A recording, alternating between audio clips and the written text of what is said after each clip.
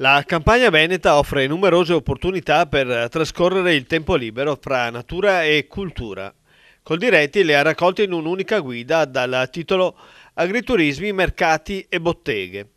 7 volumi, uno per provincia, che insieme compongono un cofanetto con l'intera offerta delle aziende certificate Campagna Amica. Il manuale si troverà nelle librerie, a cominciare da quella storica libreria Pangea di Padova, specializzata in viaggi e gite fuori porta. Sì, stiamo proponendo una guida che prende tutte le 7 province venete e le abbiamo, come vedete qui abbiamo la guida, questa è di Padova, nelle altre province ognuno ha la sua. Lo spessore sarà in base all'azienda che ha, il numero di aziende che hanno. Noi a Padova tengo a precisare che siamo la prima in Italia tra le guide agrituristiche che hanno l'accessibilità. Per tutti quelli che sono meno abili per la movimentazione, abbiamo le aziende che sono contrassegnate da 1 a 5 faccette con la quinta si può muoversi liberamente dappertutto, con una ottima azienda anche quella, solo magari si trova ad avere uno scalino strada facendo. Allora la guida è rivolta a tutti quelli che amano l'agriturismo, primo.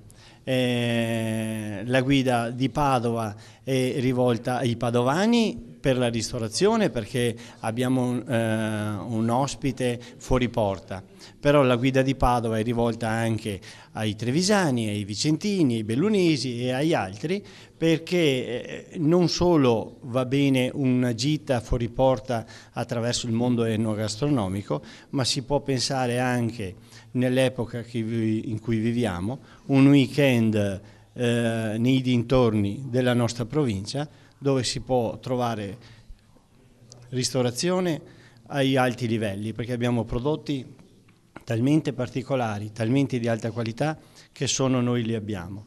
Si può trovare una famiglia all'interno di un'azienda agrituristica, si trova l'ambiente perché ogni azienda agrituristica, un'azienda agricola è immersa in un ambiente verde, perciò io credo che per i bambini e anche per gli adulti meglio di così non si può fare. Gli agriturismi di Terra Nostra sono uniformemente distribuiti sul territorio padovano. Una volta erano concentrati in particolare nella zona dei Colli Euganei. Ora si trovano anche nell'Alta Padovana, nella Saccisica e nelle zone appena fuori la città. E sono tante le attività da poter fare.